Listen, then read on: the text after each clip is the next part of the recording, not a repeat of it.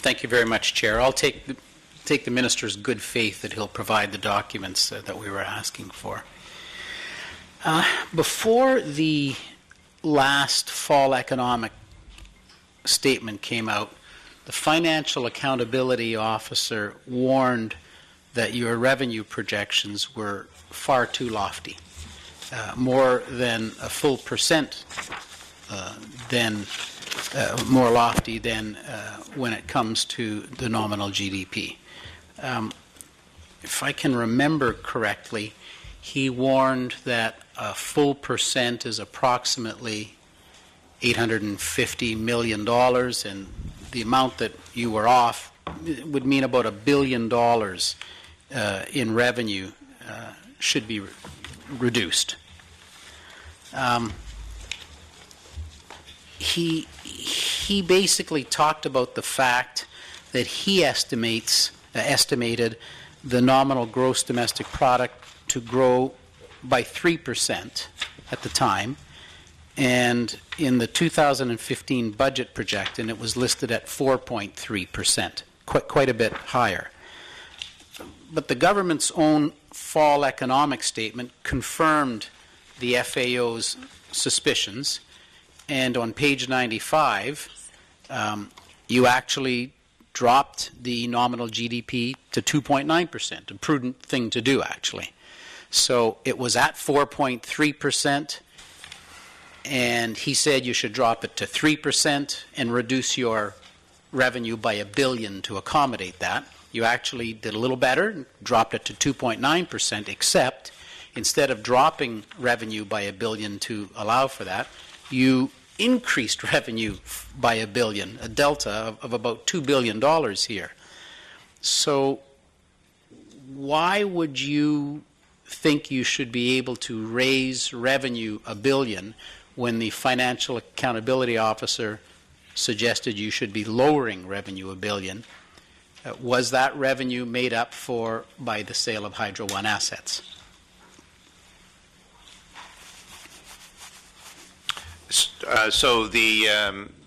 We did recalibrate our revenue numbers according to the GDP impact, and I think it was HST or CIT that was shy at that point, and we took that into consideration, and we reflected that in our revenue numbers.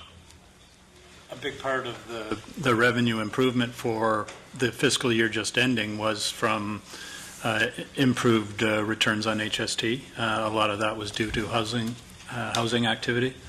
I mean, when you reference the FAO, one of the things that he said, I think, in his report or when he appeared at a legislative committee was that he thought that our GDP forecasts were too rosy. It's important to note that everybody's doing forecasts. You can't do a budget without doing a forecast. You have to make lots of assumptions on everything. We make assumptions on what the GDP's growth is going to be. I think we're encouraged by the fact that what we said what the GDP growth was going to be last year, the real GDP growth, I think we said 2.7 was what we were anticipating.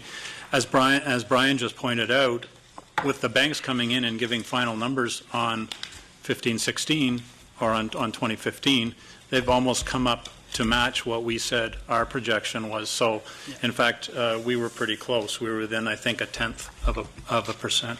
I appreciate that, and I appreciate the fact that you, in your estimate, was 4.3%, and in your next production, you lowered it to 2.9%. That's the prudent thing to do. The Financial Accountability Officer told the committee, the SCOFIA, Standing Committee on Finance, he said, watch for this number. It should be 3%.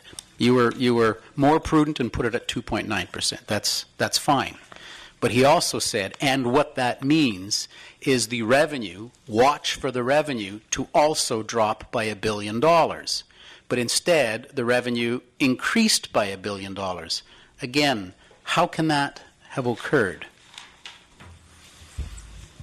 Yeah, and we've indicated in the budgets the receipts of those revenues as it relates to the growth of the economy after the fact, and We've taken the prudent assumptions necessary to ensure that we take appropriate initiatives. We have increased some revenues from our tobacco taxes and alcohol charges. We've increased revenue through tax avoidance measures and the underground economy, as I've stated, to almost $1 billion. No, I appreciate that, but he is saying drop it by $1 billion, and you didn't. You raised it by $1 billion. That's a spread of $2 billion. Without the sale of Hydro One, how could that have happened? Yeah, and I've stated clearly what our reliance is in terms of improving our overall revenues year over year with economic growth. And I've already No. Hang on. You've corrected the growth. We're not talking about growth because you dropped the growth from 4.3 to 2.9, pretty much as he advised. But he also advised if you do that, you better drop your revenue and according amount of $1 billion. Instead, you rose your revenue by $1 billion. How can that be? Which year are you talking about, Mr. Fedeli? His last report, or his first report. Which year was the FAO report referring to? In his report entitled An Assessment of Ontario's Medium-Term Outlook, Economic and Fiscal Outlook, he's referring to 2015, where on page 7 of his report, he had your estimated growth at 4.3, and he's suggesting 3, but he's also suggesting, and he said, for the fall economic statement, look for these two numbers. Look for that 4.3 to fall to 3.0, and look for revenue to fall by $1 billion to match that. So how can you do one thing he talked about, but the absolute and complete opposite of the other? That's what I'm asking. Right, and we've, as I stated, improved our collections of the underground economy and tax avoidance measures. We've been able to control and provide for greater revenues through certain growth in our economy, and we've achieved. And these are projections, after all, and we made adjustments to our projections accordingly. Well, you made adjustments to your growth projections perfectly according to the FAO, but when it came to the actual dollar projections, he's suggesting you should drop it $1 billion. You raised it $1 billion. Well, that's not but true. Again, we reduced it as well.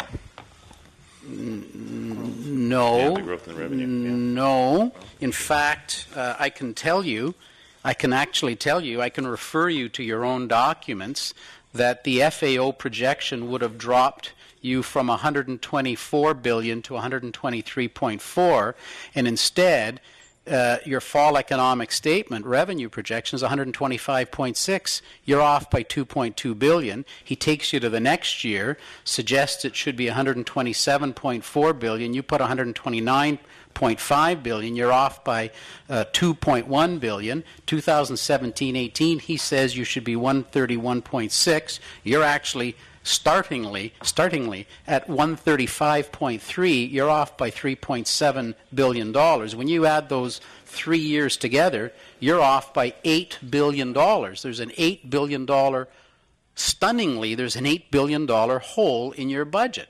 So if you're not using revenue from the sale of Hydro One and others, how do you plan on amassing that $8 billion that he's referring to?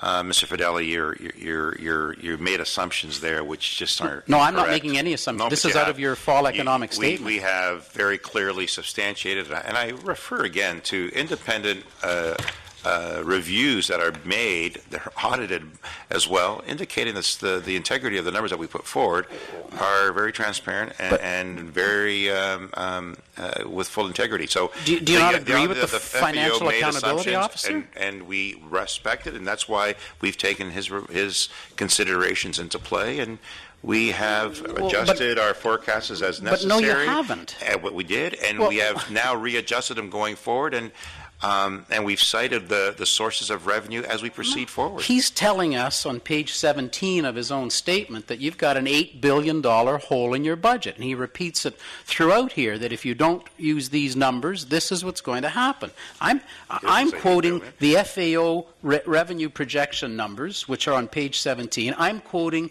the financial economic statement revenue projection numbers, which are in your book, and when you add the 3 years up, 2.2 billion deficit, 2.1 billion, 3.7 billion, you've got an $8 billion hole in your budget compared to what the financial accountability officer, which probably is why he states that if you don't change your assumptions, that you could have a 7.4, he's using a rough number here, a $7.4 billion deficit in 2017-18, but you say you don't.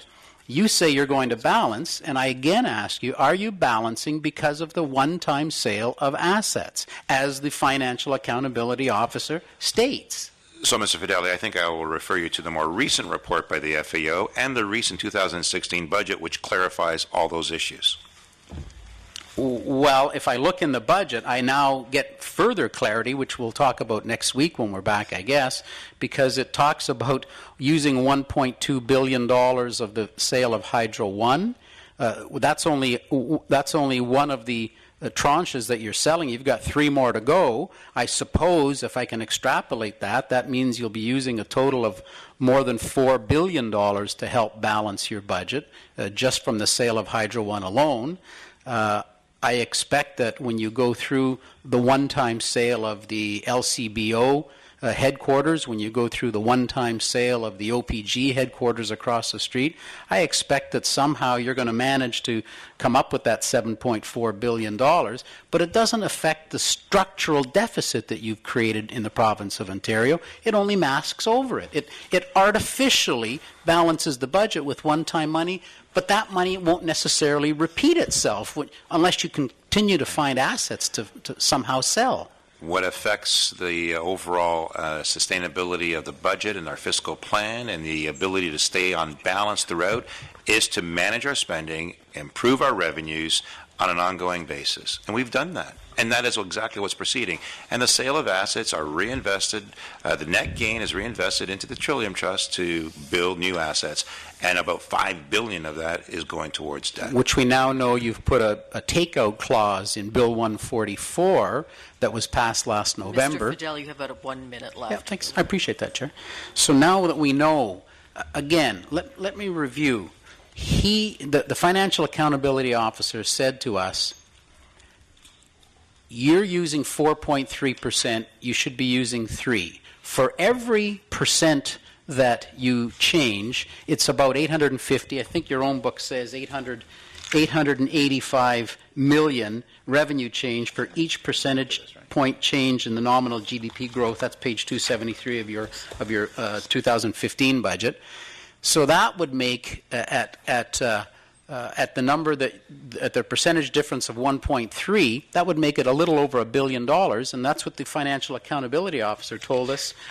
He told us very, very plainly in his answer was to watch for 2 things. Number one, to watch for the drop in the percentage from 4.3 to 3, and to watch for $1 billion drop. And instead of $1 billion drop, you had $1 billion increase, which coincides, coincidentally, with your sale of Hydro One and other asset sales. Thank you. That will conclude for today. We convene again.